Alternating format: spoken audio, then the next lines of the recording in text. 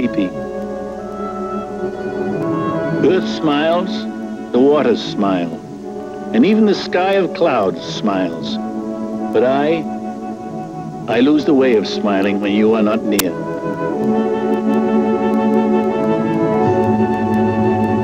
Marriage was solemnized by bestowal of gifts on the bride's family, and while polygamy was allowed, the extra cost was usually prohibitive. A man rich enough to take a second wife was generally smart enough to marry his wife's sister. This minimized both the family friction and the number of in-laws. One pioneer woman could admire a Cheyenne housewife. She is vain of her domestic duties and would bitterly resent any recommendation that he who protects the home should help erect it. Hers is a life which would debilitate an Egyptian pyramid builder. What is dangerous, the men do. What is merely exhausting, the women. Divorce is uncommon, and a runaway wife is held in disgrace by her own family. Infidelity is rare. The penalty, facial mutilation. Today we saw a cut-nosed squaw, a wretched creature, and a warning that even here, so far from a Christian altar, there are brambles in the primrose path.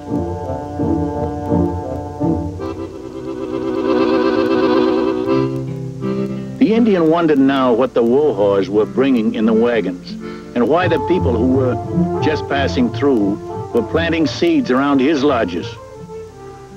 Had not long ago grandfather Thomas Jefferson said, "It may be regarded as certain that not a foot of land will ever be taken from the Indians without their consent"?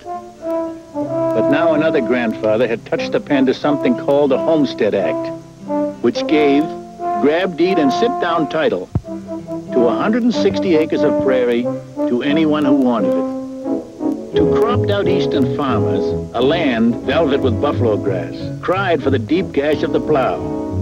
They turned the prairie wrong side up, said the Indian, and he couldn't understand why his land had become something called public domain, and why the white man's spotted buffalo was called private property and couldn't be hunted.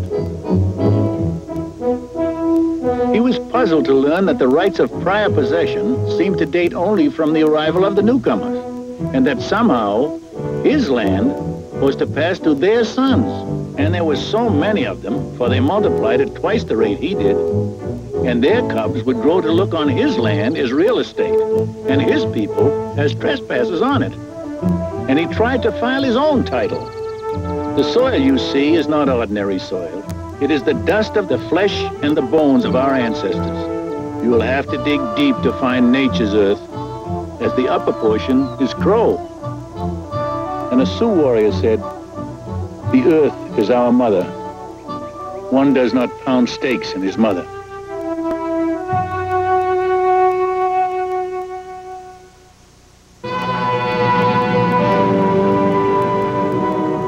The Plains culture was based on warfare. An Indian's wealth was reckoned in horses, and his prestige in the number he could afford to give away. Both depended on the herds of his neighbors. Warfare, not on the grand scale of the white man, but raid and counter-raid, was a way of life.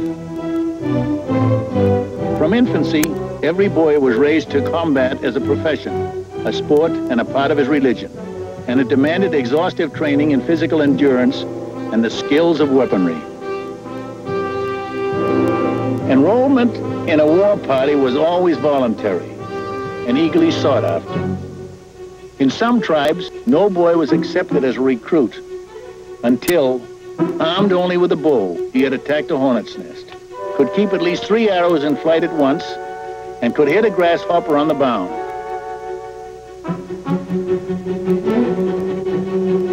The true warrior dreaded only old age, and if he could do it gloriously, would deliberately seek death in battle.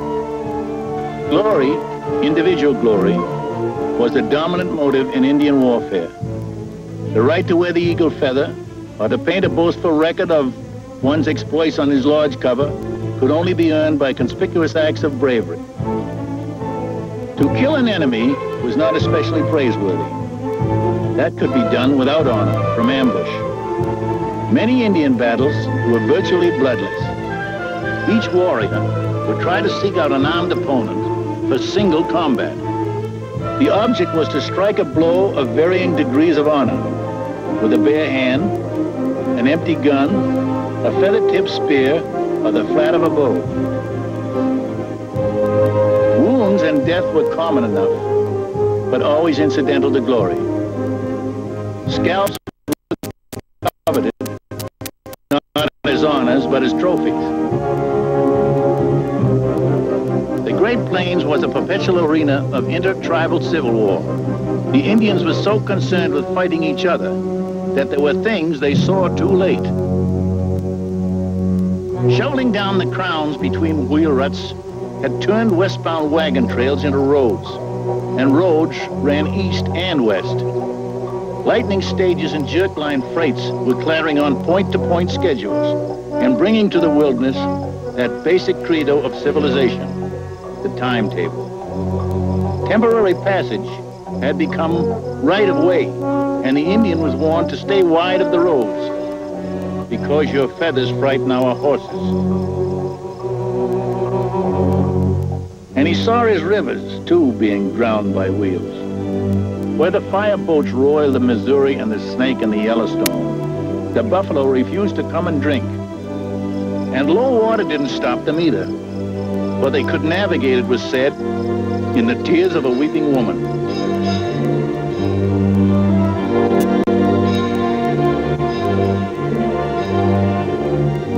The Wasatch turned the streams into turnpikes and timbered out the banks for fuel, and said he had something called riverine and riparian rights. The Indian was being squeezed. And then he was run over by the black metal snake. The fireboat that walks on the mountain cut his land into strips, crisscrossed it with feeder lines, and set it afire with embers from his patented spark arresters. And they axed out what was left of his woodlands for ties and trestles. Running alongside like a picket fence were telegraph poles. And the Indian hated the whispering wires because they marked the course of the railroad.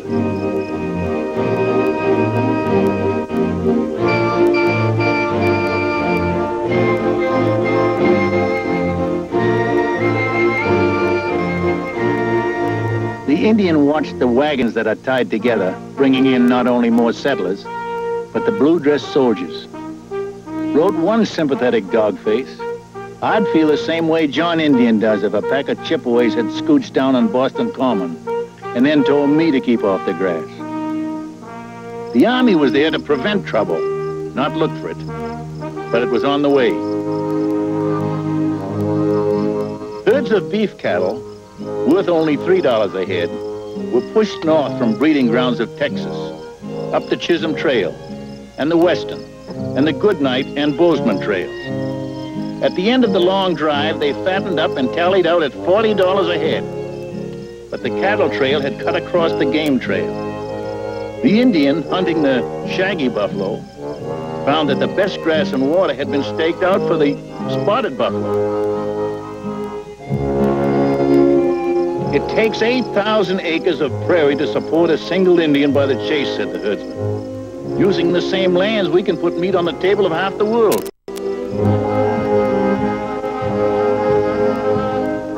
When I was a boy, the Sioux owned the world. Where are our lands? Who owns them now? The Indian is a scavenger with no more title to the land than a jackass rabbit. Wherever I go, there is sharp wire to tear my pony's flanks. If I cannot hunt, my people will sicken. My children will starve. Hungry? Why, they ought to have the hot soup of justice everlasting me pumped into them. They are fat thieves. If my white brother says I am fat, it is because I have been stuffed with lies. You don't courthouse a varmint, you have to kill it. In the dialogue between the possessor and the dispossessed, there was no communication, only exchange.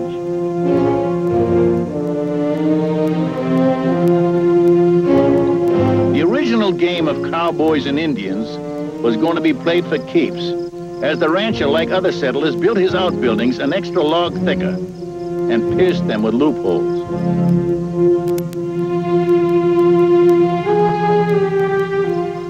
cannot eat the grasshoppers or the white man, so I eat what they have left.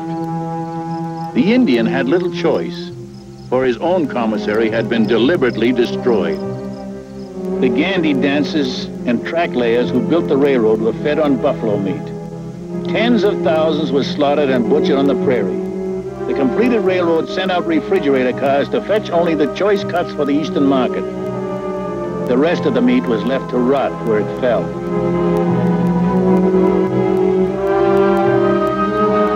But it was the curved knives of the skinners which did the most damage.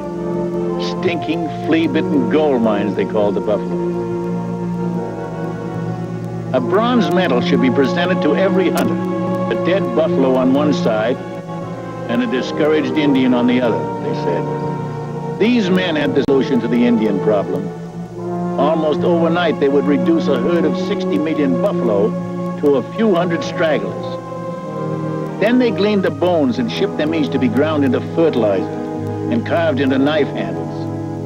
One paper reported, bone shipments would make a string of freight cars 15,000 miles long. And when the buffalo bones played out, they exhumed dead Indians and sent their bones east to be made into buttonhooks. What they hoped would be a discouraged Indian became an enraged Indian.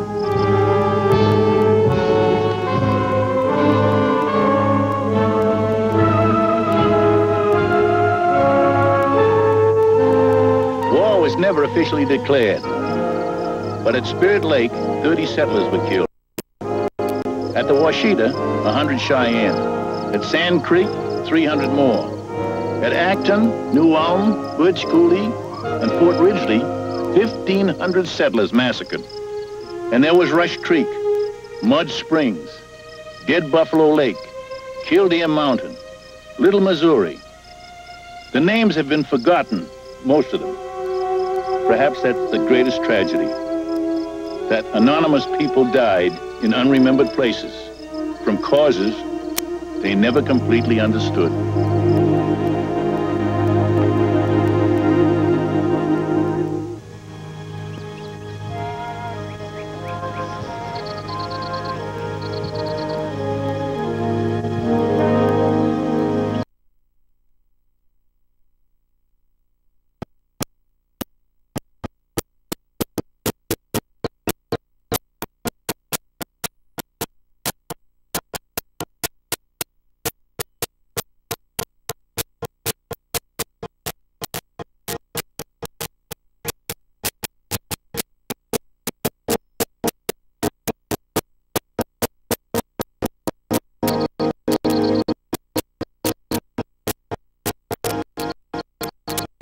Misunderstanding, Indian and white. That is mostly what set the prairie on fire. White face, bad heart, said the Indian. And the crime committed by the last white man he saw would be avenged against the next white man he saw. The only good Indian is a dead Indian, and the best Indian is one who is good and dead, said the white man. And few of them bothered to distinguish between one band of a tribe and another, or for that matter, between tribes. The friendly Indian was often punished for the misdeeds of the hostiles, because being friendly, he was easiest to find. All this time, the different tribes were still fighting each other. At first, the whites encouraged this. The one thing that worried them was anything that would unify the Indian nations, like the Sundance. The Plains Indians danced to the beat of many different drums, but the Sundance was as common to the entire culture as Easter was to all Christians, and as sacred. It united all the bands of a tribe, and increasingly one tribe with another. It was dedicated to the renewal of the earth, the making over again of the whole world. Dances were fulfilling pledges made during the year, and the depth of their piety was in the degree of self-torture they endured. Fastened by thongs, skewered through their muscles, they whirled around a pole, staring at the sun for as long as their flesh could bear it, or until they tore themselves loose.